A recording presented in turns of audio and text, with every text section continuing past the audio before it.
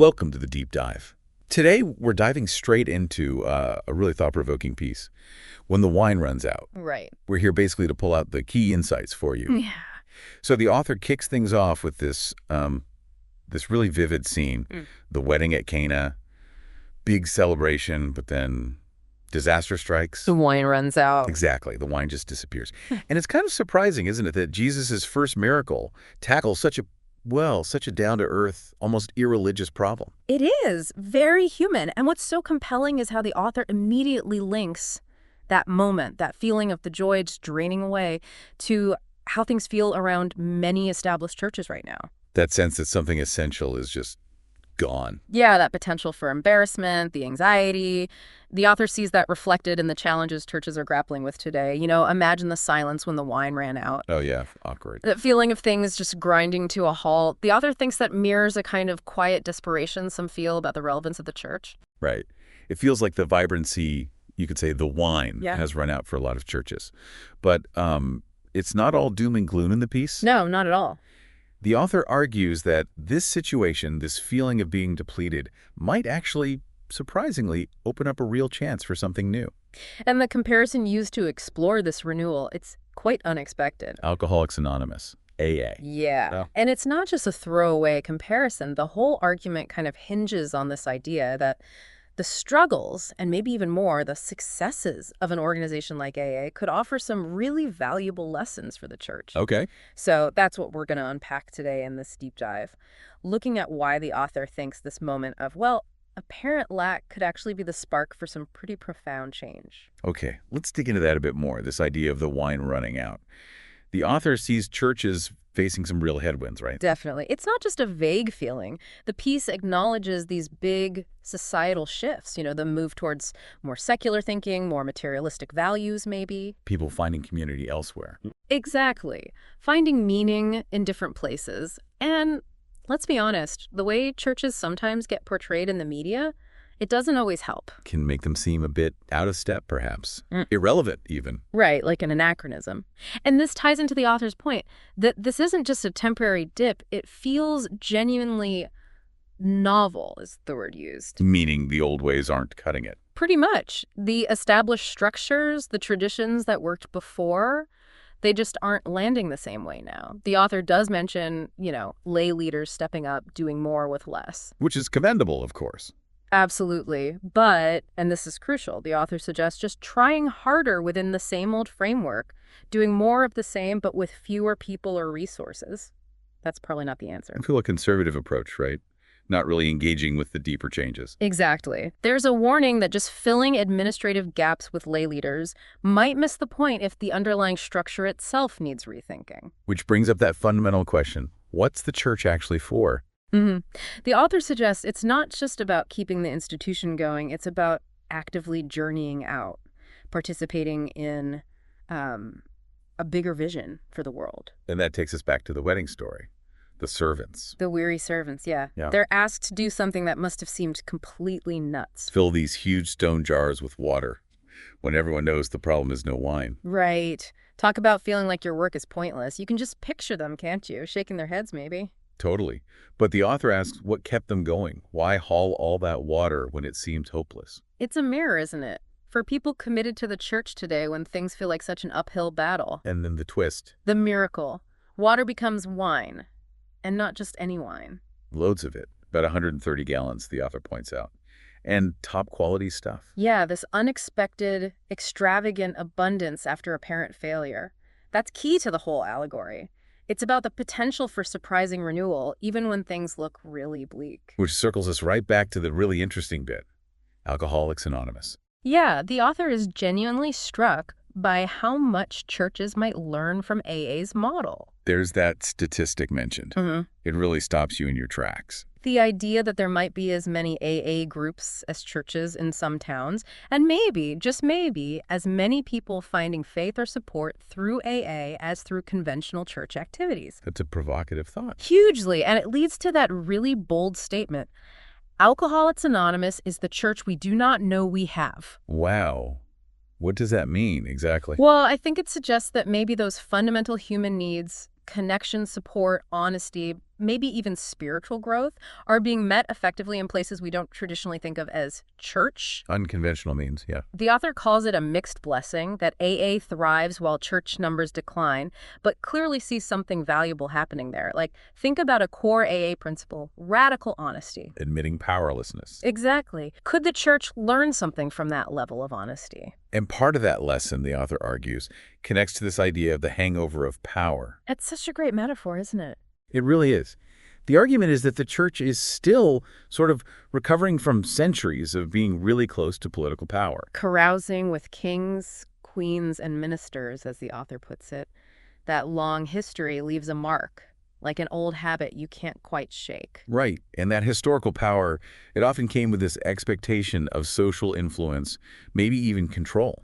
Definitely. So now, even though the church is often more distanced from that direct state power, those old habits can linger. Like a kind of neurosis. Yeah, that's the word used, a neurosis about policing orthodoxy, making sure everyone's doing things by the book. But the author points out that book isn't necessarily the Bible itself. Right. It might be the book of tradition, the book of expectations built up during that powerful era. And that's such a contrast with AA. A massive contrast. Because AA, as the author notes, has no choice but to trust people who are openly admitting they're fragile and vulnerable. The leaders are people who know their own struggles intimately. Exactly. And the author argues the church hasn't always embraced that same level of trust in the broken and beaten down. Even though that seems central to Jesus' own approach, right? Yeah. Focusing on the margins. Absolutely.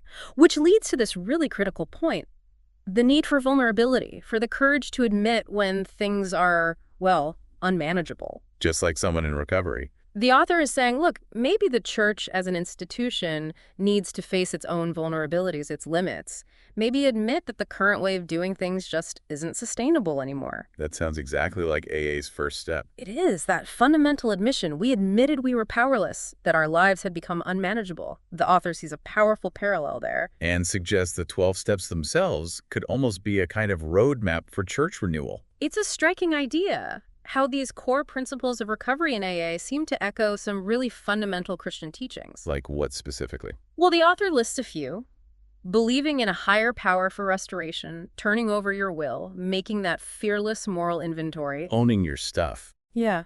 Praying for shortcomings to be removed, making amends where you can, and then committing to ongoing prayer, meditation, and sharing the message. Carrying the message. Just like AA accidentally rediscovered some very practical spiritual disciplines. You could almost see it that way. Then the author brings in David Bosch, the missiologist. Right. Transforming mission. Yeah, and Bosch's whole point was that the church's understanding of its mission has never been static. It's changed throughout history. Which reinforces the idea that the way things are now isn't the only way they can be. Exactly. And that, the author says, is incredibly liberating. It challenges that feeling that church life and practice have to be like this. It's like the first step again, isn't it? Realizing change is possible. Just like someone in recovery realizes a different life is possible, the church can embrace the idea that new forms, new approaches to its mission are out there.